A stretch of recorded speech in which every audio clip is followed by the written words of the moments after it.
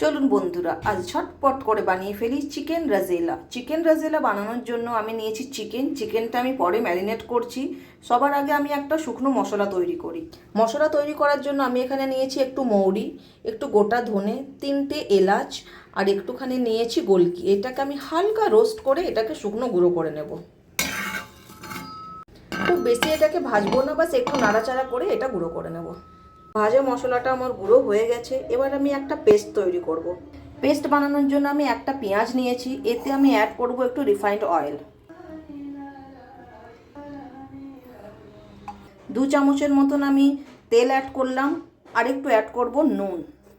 আর এটার একটা smooth paste তৈরি করব।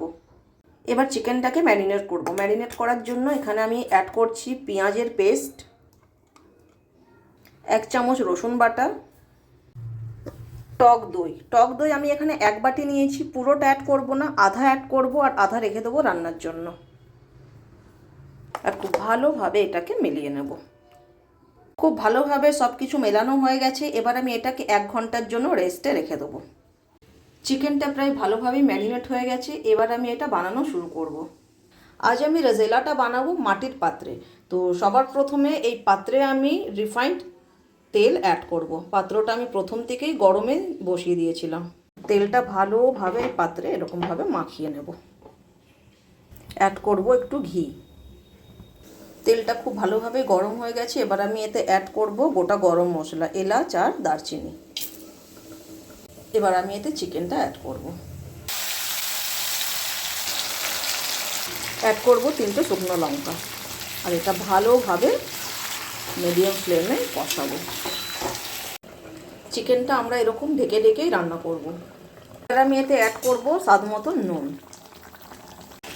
এটা প্রায় অনেকটাই কষে গেছে বন্ধুরা। এবার আমি এতে অ্যাড করব বাকি দইটা, আর অ্যাড করব কাজু আর পোস্তর পেস্ট।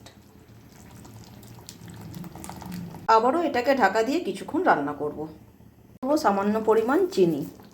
আমি এতে অ্যাড করব 2টো কাঁচা লঙ্কা চিরা। আবারও ঢেকে দেবো। এটা প্রায় শেষের দিকে। এবার আমি এতে ভাজা মশলাটা অ্যাড করব।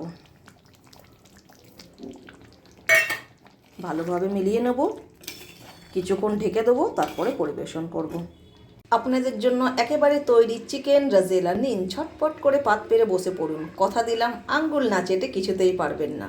যদি এই ভিডিওটা ভালো লাগে তাহলে লাইক করুন, কমেন্ট করুন, শেয়ার করুন আর আমার চ্যানেলকে সাবস্ক্রাইব করুন।